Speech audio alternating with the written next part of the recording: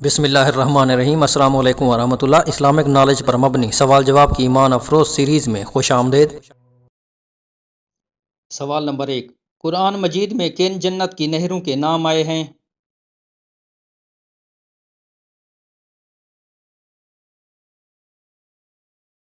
جن بہشتی نہروں کے نام قرآن مجید میں ذکر ہوئے ہیں وہ یہ ہیں: کافوریہ، زنجبیلیہ، سلسبیل، کوثر اور تسنیم۔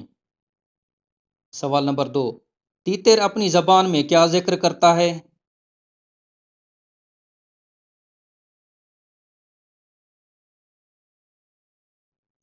ہر جانور کی بولی الگ الگ ہے، اور جب بھی کوئی جانور بولتا ہے یا پرندہ بولتا ہے تو وہ اکثر و بیشتر اللہ کی تسبیح کرتا ہے یا واعظ و نصیحت کی کوئی بات کہتا ہے۔ چنانچہ تیتر کہتا ہے الرحمن علی عرش استوی، یعنی ترجمہ اس کا اللہ تعالیٰ عرش کے مالک ہیں، سبحان اللہ۔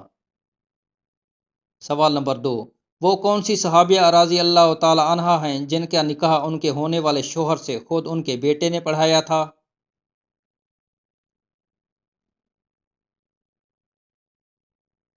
وہ صحابیہ جن کا نکاح ہونے والے شوہر سے خود ان کے بیٹے نے پڑھایا تھا حضرت ام سلیم رضی اللہ تعالی عنہا ہیں۔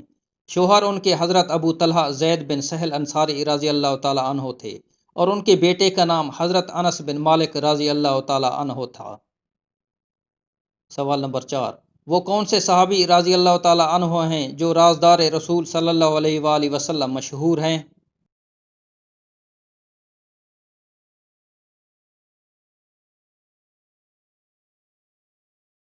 مدینے میں رسول اللہ صلی اللہ علیہ وآلہ وسلم اور مسلمانوں کے سامنے سب سے مشکل اور ان کے لیے سب سے زیادہ پریشان کن مسئلہ یہ تھا کہ یہودیوں اور ان کے ہم خیال و ہم نوالا مشرکین میں منافقین کا ایک گروہ موجود تھا جو اپنی گھناؤنی سازشوں اور مکروہ ریشہ دوانیوں کے ذریعے نبی کریم صلی اللہ علیہ وآلہ وسلم اور مسلمانوں کی راہ میں طرح طرح کی مشکلات کھڑی کرتا رہتا تھا۔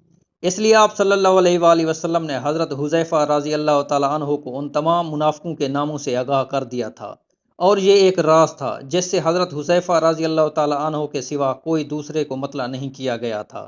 یہ خدمت ان کے سپرد تھی کہ وہ منافقین کی سرگرمیوں اور ان کے حرکات و سکنات پر برابر نظر رکھیں اور ان کی طرف سے پیش آنے والے خطرات کا سدباب اور تدارک کریں۔ اسی وجہ سے حضرت حذیفہ رضی اللہ تعالی عنہ رازدار رسول اللہ صلی اللہ علیہ وآلہ وسلم کے لقب سے مشہور ہو گئے۔ حذیفہ بن یمان رضی اللہ تعالی عنہ زندگی بھر منافقین سے متعلق رسول اکرم صلی اللہ علیہ وآلہ وسلم کے رازوں کے امین رہے۔ خلفائے راشدین منافقوں کے متعلق ہمیشہ ان کی طرف رجوع کرتے رہے۔ عمر بن خطاب رضی اللہ تعالی عنہ کا تو یہ حال تھا، جب بھی کسی مسلمان کا انتقال ہوتا تو وہ لوگوں سے دریافت فرماتے کہ حذیفہ اس کی نماز جنازہ میں شریک ہیں؟ اگر جواب اثبات میں ہوتا تو وہ بھی شریک جنازہ ہو جاتے۔ بصورت دیگر انہیں اس کے مومن مخلص ہونے میں شک ہو جاتا اور نماز جنازہ میں شرکت نہ کرتے۔